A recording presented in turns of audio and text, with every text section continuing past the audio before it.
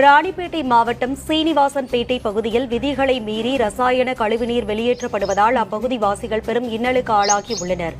சீனிவாசன்பேட்டையை சேர்ந்த உள்ள தோல் தொழிற்சாலைகளிலிருந்து இரவு நேரங்களில் விதிகளை மீறி சுத்திகரிக்கப்படாத ரசாயன கழிவுநீர் வெளியேற்றப்படுவதால் குடியிருப்பு பகுதி கால்வாய்களில் ரசாயன கழிவுநீர் செல்லும் நிலை காணப்படுகிறது. இதனால் சிறியவர் முதல் பெரியவர் வரை தோல் பிரச்சினை, நுரையீரல் பிரச்சினை, வயிற்றுப்போக்கு, உடல்நலக்குறைவு போன்ற பல்வேறு பாதிப்புகளை சந்தித்து வருவதாக தெரிகிறது. அப்பகுதி நிலத்தடி நீரும் நச்சு கலந்த நீராக மாறியிருப்பதாக அப்பகுதி மக்கள் வேதனை தெரிவிக்கின்றனர். உடனடியாக மாவட்ட நிர்வாக அதிகாரிகள் மற்றும் மாசு கட்டுப்பாட்டு வாரிய அதிகாரிகள் தொழிற்சாலைகளில் முறையான ஆய்வுகளை மேற்கொண்டு உரிய நடவடிக்கை எடுக்க வேண்டும் என அப்பகுதி வாசிகள் கோரிக்கை தெரிவித்தனர்.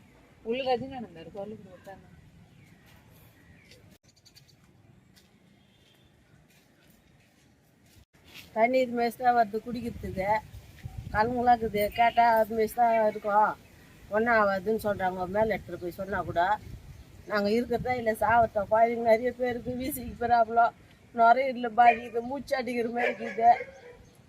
ரொம்ப எங்களுக்கு ரொம்ப கஷ்டமாக இருக்குது. எத்தனை முறை நாங்கள் கலெக்டர் ஆஃபீஸில் போய் சொன்னால் கூட வராங்க, அதிகாரிங்க செய்கிறோம் பார்க்குறேன்றாங்க. இது வரைக்கும் அந்த நடவடிக்கை எடுக்கலை.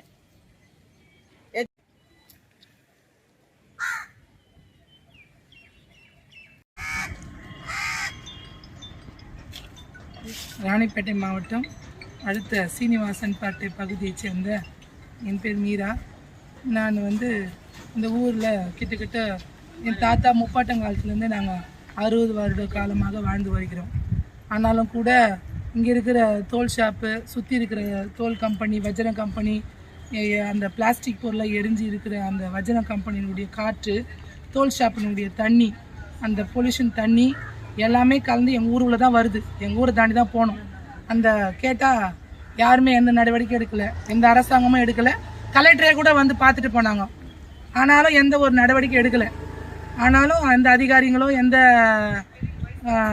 தலைவர்களும் வந்து கூட பார்த்துட்டு போகிறாங்களே தவிர சீனிவாசன்பேட்டையில் இவ்வளோ பிரச்சனை இருக்குதுன்றது எந்த அதிகாரியும் இது வரைக்கும் அதுக்கான தீர்வோ அதுக்கான சொல்யூஷன் எதுவுமே எடுக்கலை. தண்ணி பாருங்கள், இந்த தண்ணி பாருங்கள் எப்படி இருக்குது. இந்த தண்ணி சுத்தமான தண்ணியே கிடையாது. இதுதான் நாங்கள் குடிக்கிறோம், இதுதான் நாங்கள் குளிக்கிறோம், இதுதான் நாங்கள் சோறாக்குறோம்.